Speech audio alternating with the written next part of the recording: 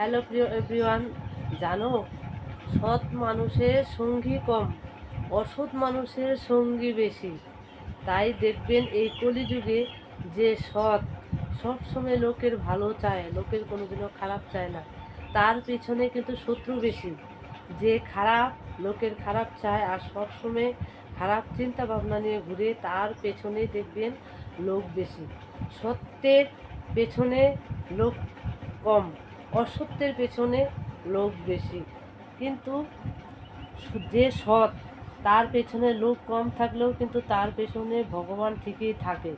তাই সৎভাবে চলুন, দেখবেন অন্য লোক আপনার পাশে থাকুক আর না থাকুক, ভগবান ঠিক আপনার পাশে থাকবে, আপনাকে সৎ পথ দেখিয়ে সৎ রাস্তা দিয়ে আপনাকে নিয়ে যাবে। তাই বলছি, সৎ থাকুন, অন্যের হাসিতে হাসুন, অন্যের দুঃখে কাঁদুন।